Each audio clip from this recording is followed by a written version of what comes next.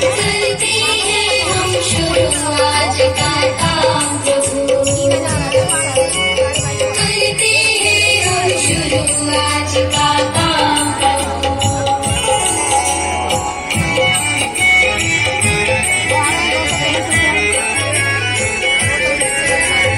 शुद्ध भाव से तेरा ध्यान लगाए हम। और हमारे जो सम्मानित ग्राम प्रधान हैं, स्थानीय निकाय के सदस्य हैं, उन सभी का एक ये सम्मिलित कार्यक्रम हो रहा है।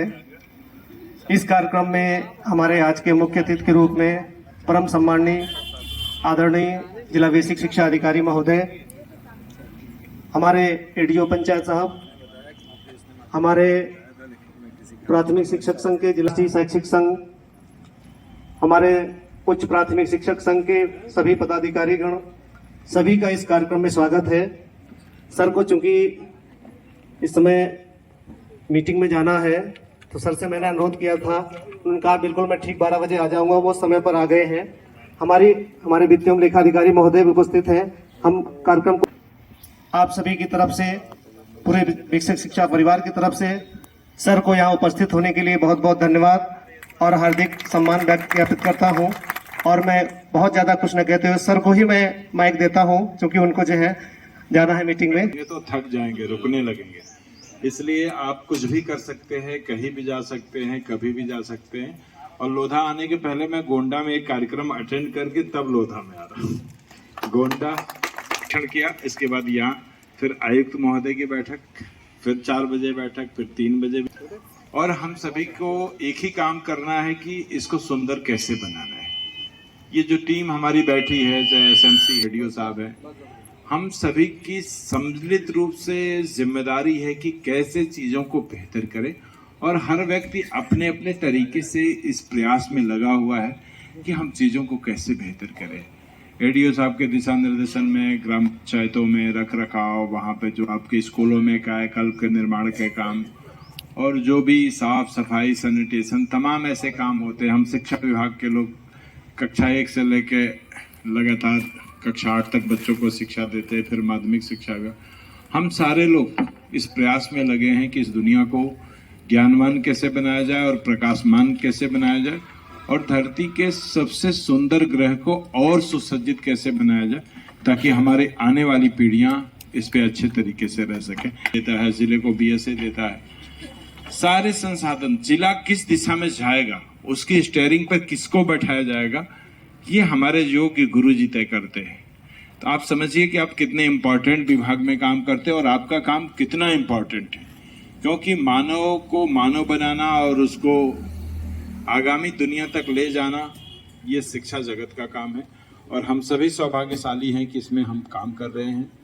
मेरे नेतृत्व में इन 7 महीनों में आप सभी ने, हमारे समस्त शिक्षक प्रतिनिधियों ने, आप सभी ने मेरे कंधे से कंधा मिलाकर चलने का काम किया है और बहुत कम समय में उत्तर प्रदेश के अधिकांश पैरामीटर में अलीगढ़ ने प्रथम स्थान लाने का काम किया। मैंने कार्यभार ग्रहण किया था तो मुझे भी एक बार डर सा लगा था कि क्या चुनौती के रूप में मुझे जो जिम्मेदारी मिली थी, मैंने उसको संभालने का काम किया। और इस काम में हमारे शिक्षक संगठन, हमारे शिक्षक, हमारे खंड शिक्षा अधिकारी, सहायक वित्तीय एवं लेखाधिकारी, हमारी जो पूरी टीम है, जिसको टीम बेसिक शिक्षा कहते हैं, इससे बड़ी टीम किसी के पास नहीं है। 11,000 लोग हमारे साथ काम करते हैं और हमारे सपनों को जीने के लिए दिन रात मेहनत करते हैं। आप 4 बजे घर से निकलते हैं तो अपने आप लगातार गुमनाम तरीके से, नाम तो मेरा होता है, तालियां तो मुझे मिलती है, बुके मुझे मिलता है, माला फूल मुझे मिलता है। हमारे एजुकेशन लीडर्स जो हमारे लिए काम कर रहे हैं उनको बहुत कम अवसर मिल पाते, लेकिन मैं कोशिश करता हूं कि इन एजुकेशन लीडर्स में जब भी मुझे समय मिले, मौका मिले, तो इनको भी वो सारे सम्मान, वो सारी चीज़ें समय समय पे मिलती रहें, ताकि वो हमारे लिए लगातार अच्छा काम करते रहें। हम सभी मिलके इस जिले को और भी खूबसूरत, और भी अच्छा, और भी बेहतर बनाने का काम करेंगे। कंपोजिट ग्रांट की धनराशि आपके स्कूलों पे पहुंच, स्कूल को कैसे सुंदर और अच्छा बनाना है उसमें करने की ज़रूरत है। जहाँ पे भी हम सभी हैं, अपनी ड्यूटी को सही तरीके से करने की ज़रूरत है। मैं अपने खंड शिक्षा अधिकारी को बहुत धन्यवाद देता हूँ कि आपका लोधा विकास खंड आप सभी की मेहनत से, संयुक्त मेहनत से जनपद में अधिकांश पैरामीटर पर प्रथम आता है। इसके लिए आपको बधाई देता हूं। एक और खंड शिक्षा अधिकारी का कार्य बहुत सराहनीय है, हमारी पूरी टीम का कार्य सराहनीय है। मैं आप सभी का हृदय से धन्यवाद देता हूं और उम्मीद करता हूं कि हम सभी बेहतर अलीगढ़, बेहतर उत्तर प्रदेश के लिए लगातार काम करते रहेंगे। Thank you. जय हिंद, जय। कार्यक्रम में हमारे आज के मुख्य अतिथि थे आदरणीय बेसिक शिक्षा अधिकारी महोदय, वो तो नहीं है, और आदरणीय खंड शिक्षा अधिकारी महोदय लोधा, मंचासीन हमारे उत्तर प्रदेशी प्राथमिक शिक्षक संघ के संरक्षक मेरे बड़े भाई परम श्रद्धेय परम आदरणीय श्री राधेश्याम शर्मा जी, मेरे भाई राष्ट्रीय शैक्षिक संघ के जिला मंत्री श्री सुशील शर्मा जी, मंचासीन सभी सम्मानित एआरपी बंधु, सम्मानित अन्य जो भी विकास स्तर के अन्य संगठनों के पदाधिकारी हैं, सभी को नमन करते हुए, हमारे जो बड़ा कुशल संचालन कर रही थी बहन, उनको भी नमन करते हुए, मेरे सामने जो सभागार में बैठे हुए हैं सभी सम्मानित हमारे शिक्षक बहन भाई और सभी जनप्रतिनिधिगण, बहुत सारी बातें हो चुकी हैं, बहुत देर से ये कार्यक्रम चल रहा है और इसका उद्देश्य ये इसका नाम ही उन्मुखीकरण है, तो इसमें इधर हमको बात ज्यादा नहीं करनी है, संक्षेप में ही अपनी बात मैं रखूंगा। बहुत कहीं हमारे सर भी कह रहे हैं, कुछ हमारे शासनादेश ऐसे हैं, विभाग के आदेश ऐसे हैं जिसकी वजह से सर को भी मजबूर होना पड़ता है, शिक्षकों को भी मजबूर होना पड़ता है, बहुत सारी दिक्कत है। निश्चित रूप से अभी हमारे शर्मा जी भी बता रहे थे, एआरपी शर्मा जी, लेकिन बहुत सारी व्यवहारिक दिक्कतें हैं जिनको वो भी जानते हैं। ये अलग है कि अब आप इस दायित्व का निर्वहन कर रहे हैं एक शिक्षक के रूप में, पहले आप शिक्षक के रूप में एक विद्यालय में भी थे और कल भी शायद 2-4-6 साल बाद जब भी मौका मिले फिर विद्यालय में ही होंगे। तो बहुत सारी, मैं ये नहीं कह रहा शासन या विभाग की कोई चीजें हैं कि उनको हम कहीं विरोध कर रहे हैं या नकार रहे हैं, कहीं ऐसा कुछ नहीं है, किसी भी शिक्षक की ऐसी मंशा नहीं है। जो भी भाई हम जो हमारा अपॉइंटमेंट हुआ है वो शिक्षण कार्य के लिए हुआ है, केवल शिक्षक ही ऐसा है। आप सम्मानित हमारे सभी प्रधान जी जानते हैं, केवल शिक्षा विभाग में शिक्षक ही ऐसा है जो अपॉइंटमेंट तो उसका शिक्षण कार्य के लिए हुआ है, लेकिन उससे कराए विभिन्न कार्य जाते हैं। केवल यही उदाहरण मिलेगा। आप और भाग में चले जाइए, आप हम केवल स्वास्थ्य सेवा देना है, बच्चों को पढ़ाना नहीं है, या और कहीं दूसरे विभाग में चले जाइए, लेकिन फिर भी क्योंकि हम शिक्षक हैं और हमें हर समस्या को एक चुनौती के रूप में स्वीकार करना है। निश्चित रूप से हमें बच्चों को पढ़ाना है और अच्छी शिक्षा देना है, गुणवत्तापरक शिक्षा की बात होती है। लेकिन मैं यहाँ एक बात कहूंगा कि ये तभी, इसमें एक पहलू ऐसा है जो निश्चित रूप से सारे शिक्षकों को, हमारे सारे अधिकारियों तक को परेशान करता है, और वो है अभिभावक वाला पहलू। निश्चित रूप से जब तक सरकार कोई एक्ट में ऐसा संशोधन नहीं करेगी, उसमें आरटी में, चाहे आरटीआई हो, आरटीई की बात कर रहा हूं, आरटीआई नहीं, उसमें कुछ ऐसा संशोधन नहीं करेगी, जब तक अभिभावकों की जिम्मेदारी नियत नहीं होगी।